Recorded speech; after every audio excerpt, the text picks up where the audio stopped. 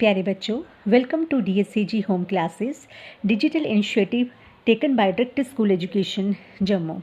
Myself Dr. Antima Sharma, posted at GMS Kamsir Poonch. I will teach you chapter 2nd of class 9th, Is Matter Around Us Pure? As we all know that everything in this universe is made up of material which we called as matter. मेरा जो last lecture था part 1, वहाँ पे मैंने आपको बताया था कि जो मैटर है, मैटर को हमने क्लासिफाइड किया है pure substances and impure substances. फिर प्योर सब्सटेंसेस वो सब्सटेंसेस होते हैं, वो सब्सटेंसेस जो सिंगल टाइप ऑफ पार्टिकल से बने हैं. फिर प्योर मेटल्स को भी हम, प्योर सब्सटेंसेस को भी हमने क्लासिफाइड किया एलिमेंट्स एंड कंपाउंड्स. एलिमेंट्स को भी हमने क्लासिफाई किया था मेटल्स, नॉन मेटल्स एंड मेटेलाइट्स. मगर ये जो पूरा टॉपिक है प्योर सब्सटेंसेस का, जो हम ऑलरेडी डिस्कस कर चुके हैं is matter around us pure के फर्स्ट पार्ट में. आज जो हमारा टॉपिक है वो है मिक्सचर. एक्चुअल मिक्सचर क्या होता है? इट इज़ फॉर्म्ड व्हेन 2 और more substances are simply mixed. Mixture होता है कि जब 2 सब्सटेंसेस या 2 से ज़्यादा सब्सटेंसेस आपस में मिलते हैं, वो सिर्फ क्या होता है? सिंपली मिक्स्ड होते हैं. क्या होते हैं? सिंपली मिक्स्ड होते हैं. ऐसे इम्प्योर सब्सटेंसेस को हम कहते हैं मिक्सचर. अब जैसे मैंने आपको स्क्रीन में मैंने कुछ पल्सेस ली हैं. ये डिफरेंट टाइप की पल्सेस हैं. देखो, इसमें राजमाश भी है, ग्रीन दाल है, मूंग दाल है, ब्लैक दाल है. ये सारी की सारी जो है मैंने इनको सिंपली मिक्स्ड किया है. सिंपली मिक्स करने के ऐसे सब्सटेंसेस जिनको हम सिंपली मिक्स करते हैं उनको हम इम्प्योर सब्सटेंसेस कहते हैं. अब इम्प्योर सब्सटेंसेस की कैरेक्टरिस्टिक्स क्या हैं? फर्स्ट कैरेक्टरिस्टिक्स इम्प्योर सब्सटेंसेस का है कि ये होमोजेनियस भी हो सकते हैं और हेटेरोजेनेसिस भी हो सकते हैं. अब सेकंड कि इनकी जो प्रॉपर्टीज़ है, जो इनकी कॉन्स्टिट्यूंट की प्रॉपर्टीज़ है वो सेम रहती है. जैसे फॉर एग्जांपल मैंने 5 पल्सेस ली. 5 पल्सेस की अपने कॉन्स्टिट्यूंट की प्रॉपर्टीज सेम रहेंगी, क्योंकि ये जो मिक्सचर्स होते हैं ये सिंपली मिक्स हुए होते हैं और इन कॉन्स्टिट्यूट्स को हम सेपरेट कर सकते हैं. किसी भी फिजिकल मेथड से हम इनको सेपरेट कर सकते हैं. तो सबसे बेस्ट फिजिकल मेथड अगर मैं आपको मिक्सचर का बताऊं तो that is the hand picking. अगर ये जो दालें हैं, ये जो पल्सेस हैं, इनको हम हैंड पिकिंग से भी सेपरेट कर सकते हैं. सिंपल इनको अगर सेपरेट करना है तो हम इनको हैंड पिकिंग से कर सकते हैं, या इवेपरेशन जो टेक्निक है उससे तो हम इसको सेपरेट कर ही सकते हैं. नेक्स्ट है कि इनके लिए हमें इनकी फॉर्मेशन के लिए हमें किसी भी एनर्जी की रिक्वायरमेंट नहीं होती. जिस तरह से प्योर सब्सटेंसेस में होता है कि मेल्टिंग और बॉइलिंग पॉइंट फिक्स होते हैं, बट इम्प्योर सब्सटेंसेस जिन्हें हम मिक्सचर्स कहते हैं, इसमें बॉइलिंग पॉइंट और मेल्टिंग पॉइंट जो होते हैं वो फिक्स नहीं होते हैं. क्यों? अगर मेल्टिंग पॉइंट और बॉइलिंग पॉइंट फिक्स होंगे तो डैट इज़ प्योर सब्सटेंस. क्योंकि प्योर सब्सटेंसेस में अगर वेरिएशन आ जाए तो हम उनको क्या कहते हैं? उनको हम कहते हैं इम्प्योर सब्सटेंसेस. जैसे मेरा लास्ट लेक्चर मैंने आपको बताया था कि अगर हम घर पे एक्टिविटी करें, how to test the purity of the substance, तो हमने क्या करना है कि सिर्फ पानी को गर्म करना. अगर तो पानी का मेल्टिंग पॉइंट और बॉइलिंग पॉइंट फिक्स पे अगर वो मेल्ट हो जाते हैं या बॉयल हो जाते हैं तो हम कहेंगे प्योर सब्सटेंसेस. अगर वो अपने मेल्टिंग और बॉइलिंग पॉइंट, वाटर अपने मेल्टिंग और बॉइलिंग पॉइंट में प्रॉपर फिक्स नहीं होते हैं तो इसका मतलब सम इम्प्योरिटीज आर देयर. नेक्स्ट आ जाता है कि हम अब एक्सप्लेन करेंगे कि ये जो मिक्सचर्स हैं इसको हमने क्लासिफाइड किया है homogeneous mixture and heterogeneous mixture. अब देखो, होमोजेनियस मिक्सचर वो मिक्सचर होती है जिसमें यूनिफॉर्म कंपोजिशन होती है.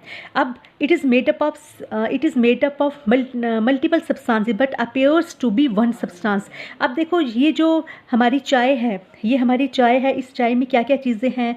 पानी है, ठीक है, पत्ती है, उसके बाद हमने शुगर भी मिलाई है. अब देखो, मल्टीपल सब्सटेंसेस तो बना है, मगर ये जो सॉल्यूशन है हमें सिंगल सॉल्यूशन लग रही है. तो ऐसे सब्सटेंसेस को हम कहते हैं, ऐसे मिक्सचर को हम कहते हैं homogeneous mixture.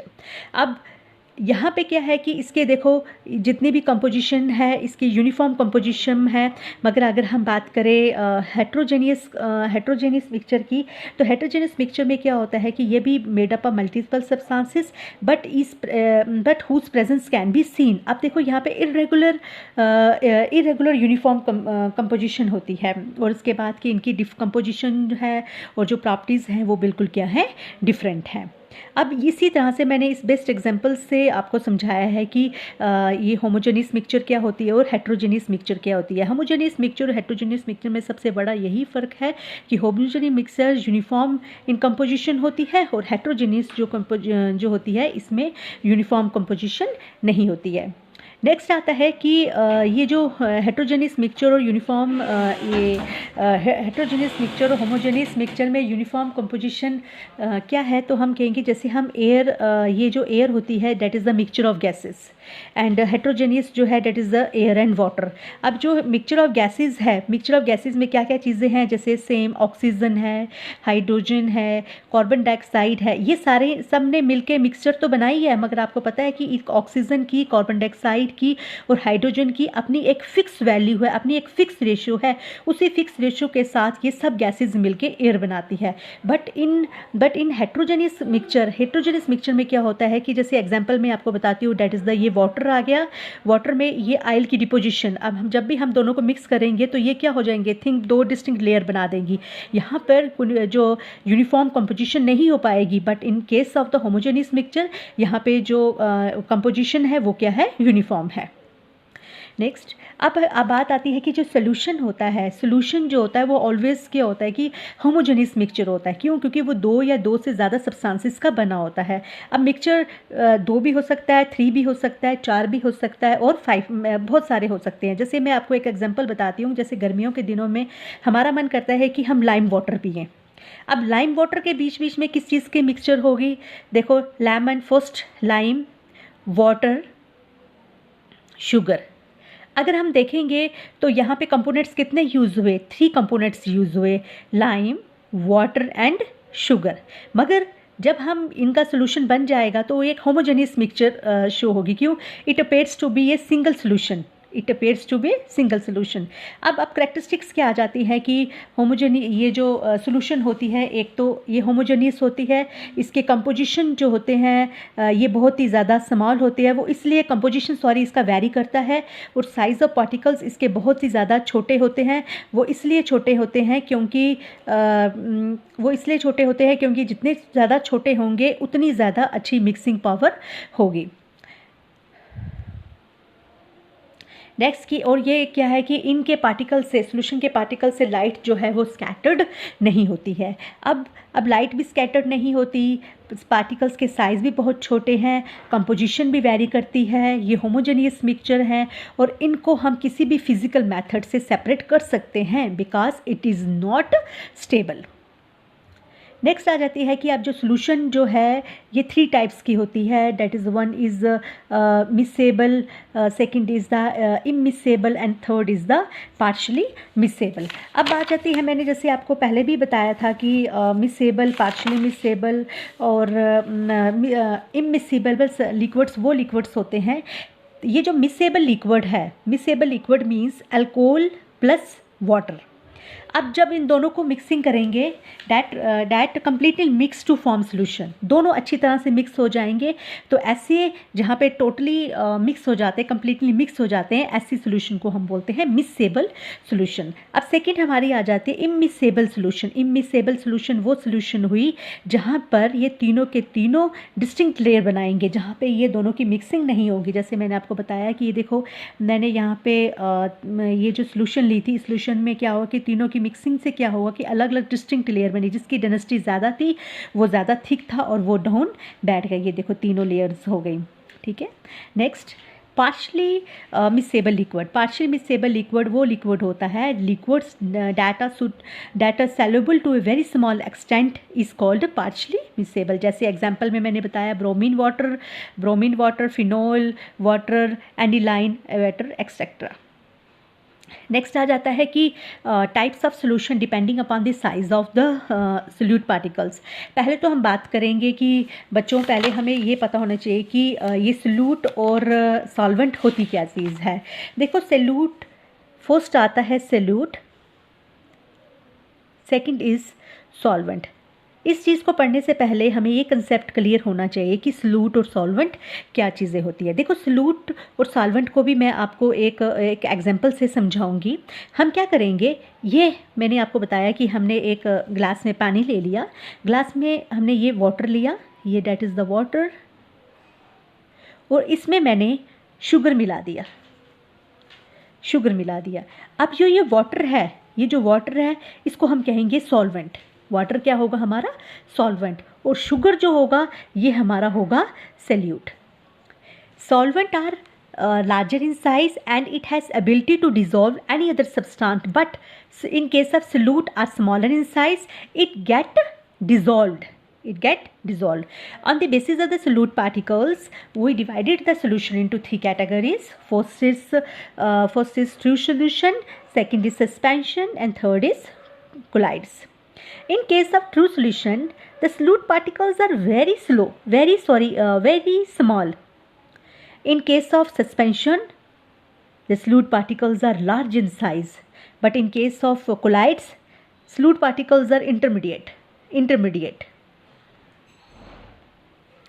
The characteristics of the true solution. अब देखो true solution क्या होती है characteristics। true solution जो है इसकी जो मिक्सचर है वो होमोजेनियस मिक्सचर होती है। solute और solvent की जो मिक्सचर है वो क्या है, होमोजेनियस मिक्सचर है। और उसके बाद इसका जो साइज़ है वो 10⁻10 होता है। और इस ट्रू सॉल्यूशन जो है इसको हम किसी भी पावरफुल माइक्रोस्कोप में नहीं देख सकते, इसके सॉल्यूट पार्टिकल्स को हम पावरफुल माइक्रोस्कोप से नहीं देख सकते। और इंटायर सॉल्यूशन को हम फिल्टर से पास कर सकते हैं, और इसके पार्टिकल्स जो हैं, सॉल्यूशन के जो पार्टिकल्स हैं, ये टिंडॉल इफेक्ट शो नहीं करते। और दूसरी बात कि इसको अनडिस्टर्ब के बिना ये the particles do not settle, और इसके पार्टिकल्स सेटल नहीं होते हैं। बेशक हम इसको बहुत देर तक इनको अनडिस्टर्ब करें, बट इसके पार्टिकल सेटल्ड नहीं होते हैं। Next, suspension. अब बात आती है सस्पेंशन मिक्सचर कौन सी होती है। इस सस्पेंशन मिक्सचर के लिए मैंने क्या किया है कि एक मडी वाटर लिया है। मडी वाटर जो लिया है इसके कैरेक्टरिस्टिक्स पहले मैं बताऊं कि ये क्या है। इन पार्टिकल्स को अपनी अपनी आंखों नेक्ड आई से देख सकते हो। इसको इन्हीं पार्टिकल्स को हम फिल्टर पेपर से भी पास कर सकते हैं। इन्हीं पार्टिकल्स में क्या होता है कि हो सकता है कि इसमें टिंडॉल इफेक्ट, जो टिंडॉल इफेक्ट इसके पार्टिकल्स टिंडॉल इफेक्ट को शो करते हैं और इसके पार्टिकल्स सेटल्ड हो जाते हैं। देखो, हम क्या करेंगे कि एक गिलास में अगर पानी लेते हैं तो पानी में हम मिट्टी मिक्स कर देते हैं। थोड़ी देर बाद हम क्या देखेंगे, पानी अलग हो जाएगा और मिट्टी अलग। जो मिट्टी है वो क्या हो जाएगी, नीचे बैठ जाएगी, जिससे ये पता चलेगी ऐसी सॉल्यूशन को हम क्या कहते हैं, सस्पेंशन। बाकी सस्पेंशन के एक चीज़ याद रखना कि इसके जो पार्टिकल्स होते हैं वो ऑलवेज 10⁻⁷ के होते हैं मीटर, क्योंकि ये जो होते हैं ये क्या होते हैं, ग्रेटर होते हैं in comparison to the true solution. अब ये यहाँ पे क्या है कि इसको इन पार्टिकल्स को हम फिल्टर पेपर से भी पास नहीं, इनको cannot pass through the filter paper, और ये टिंडॉल इफेक्ट भी शो नहीं करते। साथ में इसके पार्टिकल आराम से सेटल्ड हो जाते हैं। अब नेक्स्ट आता है कोलाइड। अब बात आती है सबसे बेस्ट हमारा कि कोलाइड क्या है। सबसे बेस्ट एग्जांपल हमारी कोलाइड की क्या है, मिल्क। अब हमने जो पीछे टर्मिनोलॉजी पढ़ी सॉल्यूट एंड सॉल्वेंट, उस टर्मिनोलॉजी को अब हम थोड़ा सा अगर चेंज करें बच्चों, तो जो हमारा सॉल्यूट हुआ उस सॉल्यूट को हम कोलाइड्स में कहेंगे डिस्पर्स फेज। क्या कहेंगे, डिस्पर्स फेज। और सॉल्वेंट को हम क्या कहेंगे, डिस्पर्शन मीडियम। है बात एक ही है, बट कोलाइड्स के केस में हमने जो है सॉल्यूट को कह दिया डिस्पर्स फेज और सॉल्वेंट को कर दिया हमने depression medium. In colloids the suspended particles are called disperse phase, जैसे सॉल्यूट होता है। The solvent in which the suspended particles are suspended is called as the dispersion phase. और सबसे बेस्ट एग्जांपल कोलाइड्स की क्या है, मिल्क। अब next आ जाती है कि classification of colloids classification of colloids की क्या है कि कौन सा डिस्पर्स फेस है, कौन सा डिस्पर्सिंग मीडियम है। दोनों डिस्पर्स मेड और डिस्पर्सिंग मीडियम आपस में जब मिक्स होते हैं तो कौन सा कोलाइडल सोल्यूशन, कोलाइडल का नाम क्या होता है और उनकी कॉमन एग्जांपल्स क्या है। तो मैं आपको थोड़ी सी एग्जांपल्स बताती हूँ। जब गैस सस्पेंड हो जाती है लिक्विड में, जब गैस सस्पेंड हो जाती है लिक्विड में तो उसको हम कहते हैं, उस कोलाइडल सिस्टम को कहते हैं फोम। एग्जाम्पल में आ गया सर्ड्स, व्हिप्ड क्रीम एक्सेट्रा। जब लिक्विड डिस्पर्स हो जाता है गैस में उसको हम कहते हैं लिक्विड एरोसोल। एग्जाम्पल में माइस, क्लाउड, फॉग्स। जब सॉलिड डिस्पर्स हो जाता है गैस में उसको हम कहते हैं, उस कोलाइडल सॉल्यूशन को हम कहते हैं एरोसोल। जैसे आप जानते हो डस्ट, स्मोक। जैसे जब गैस लिक्विड में होती है फोम, लिक्विड जब आपस में दोनों डिस्पर्स फेस हो जाते हैं तो हम उनको कहेंगे इमल्शन। जैसे क्रीम हो गया, मिल्क हो या मेव है, ये सारी की सारी जो है क्लासिफिकेशन की डिस्पर्स फेस होगा या डिस्पर्सन मीडियम जो होगा उसका जो नया कोलाइडल नेम होगा और उसकी उनकी क्या एग्जांपल्स हैं, ये मैंने आपको सारा एक्सप्लेन किया है। नेक्स्ट आता है कि कोलाइडल सोल्यूशन की एग्जांपल्स क्या, कैरेक्टरिस्टिक्स क्या है। सबसे पहले तो एक बात बताऊं कि ये जो कोलाइडल सोल्यूशन है ये हमें देखने में तो होमोजेनियस दिखेगी, देखने में हमें होमोजेनियस मिलेगी, but actually it is a heterogeneous mixture of solute and solvent. आपको बात समझ आई बच्चों? मैं कह रही हूँ कि ये जो कोलाइड होते हैं देखने में होमोजेनियस है बट एक्चुअल में क्या होते हैं, ये हेट्रोजेनियस मिक्सचर होती है सोल्यूट एंड सॉल्वेंट की। अब इसका साइज़ जो है वो वेरी करता है इन दोनों के बीच में, क्योंकि मैंने आपको बताया था कि ट्रू सॉल्यूशन का साइज़ स्मॉल होता है और सस्पेंशन का साइज़ लार्ज होता है, बट कोलाइडल सॉल्यूशन का जो साइज़ होता है वो इंटरमीडिएट होता है। अब इनको जो कोलाइडल जो है इसके इन कोलाइडल में क्या होता है कि इसके डिस्पर्स पार्टिकल को हम पावरफुल माइक्रोस्कोप से देख सकते हैं और इसके जो पार्टिकल्स हैं वो ऑर्डिनरी फिल्टर पेपर से भी पास हो जाते हैं और इसके पार्टिकल्स टिंडॉल इफेक्ट शो करते हैं, क्योंकि कोलाइडल सॉल्यूशन की एक इम्पॉर्टेंट कैटेगरी है कि इम्पॉर्टेंट कैरेक्टरिस्टिक्स भी है कि ये टिंडॉल इफेक्ट को शो करता है। दूसरा है कि ये इसके पार्टिकल्स भी बैठते नहीं हैं जब मतलब ड्यू टू सम ग्रेविटी ये इसके भी पार्टिकल्स सेटल डाउन नहीं होते हैं।